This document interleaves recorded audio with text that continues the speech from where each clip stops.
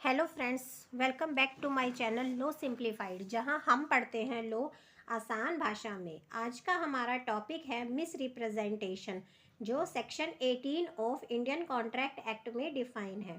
साथ ही हम देखेंगे फ्रॉड और मिस रिप्रेजेंटेशन में क्या डिफरेंस है।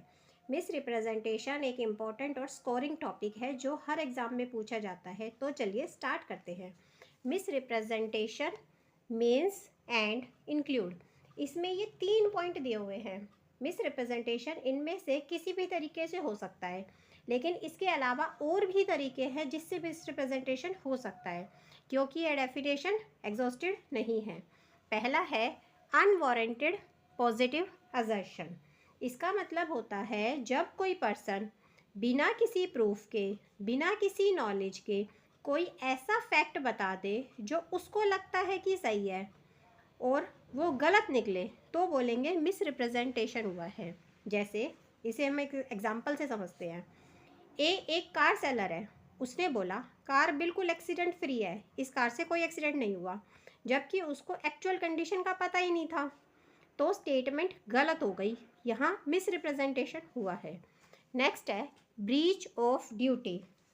जब किसी पर्सन पर ड्यूटी होती है सही इन्फॉर्मेशन देने की और वो गलती से इनकम्प्लीट या मिसलीडिंग इन्फॉर्मेशन दे देता है, तब बोलेंगे मिस रिप्रेजेंटेशन हुआ है। जैसे प्रॉपर्टी के एजेंट की ये ड्यूटी होती है कि घर के बारे में सारी इन्फॉर्मेशन दे और उसने नहीं दी। उसका इंटेंशन यहाँ धोखा देने का नहीं था, पर मिसलीडिंग तो था, यह मिस रिप्रेजेंटेशन कहलाएगा। थर्ड है causing mistake about subject matter. मतलब जब कोई पार्टी अपने कंडक्ट से या एक्ट से दूसरी पार्टी को मिस्टेक को फैक्ट में डाल दे। जैसे ए अपनी दुकान बंद रखता है तो बी को लगा कि ए का बिजनेस बंद हो गया। ए ने डायरेक्टली कुछ नहीं बोला, पर कंडक्ट से बी मिसलेड हो गया। इस तरीके से भी मिस रिप्रेजेंटेशन होता है। मिस रिप्रेजेंटेशन इज़ इनोसेंट, जहाँ फ्रॉड में इंटेंशन ज़रूरी थी। मिस रिप्रेजेंटेशन इनोसेंट होता है, यह इंटेंशन नहीं होती सामने वाले को धोखा देने की।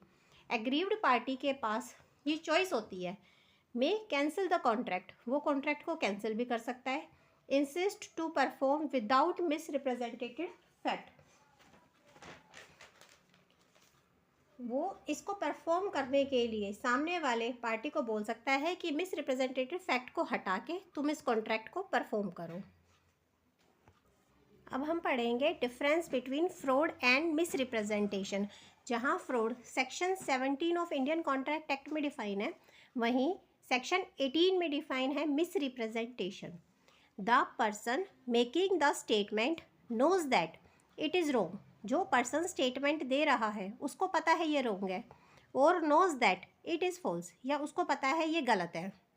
The person making the statement does not know that it is false. जो पर्सन स्टेटमेंट दे रहा है उसे नहीं पता ये गलत है। He believes the false statement as true statement. उसको लगता है कि जो ये गलत स्टेटमेंट है वही सही स्टेटमेंट है, वो खुद गलत फहमी में है। Intention is to deceive the other person. उसकी इंटेंशन ही ये है कि वह सामने वाले पर्सन को धोखा दे सके। There is no wrong intention to deceive the person. यहाँ उसकी कोई गलत इंटेंशन नहीं है सामने वाले पर्सन को धोखा देने की। There is active concealment of fact. यहाँ जानबूझकर फैक्ट को छुपाया जाता है। There is no active concealment of fact. यहाँ कोई फैक्ट छुपाया नहीं जाता। Aggrieved party right to claim damage. Aggrieved party, जिस पार्टी के साथ फ्रॉड हुआ है, उस पार्टी के पास यह राइट है कि वो डैमेज क्लेम कर सकता है क्योंकि उसके साथ फ्रॉड हुआ है। No right to claim damage.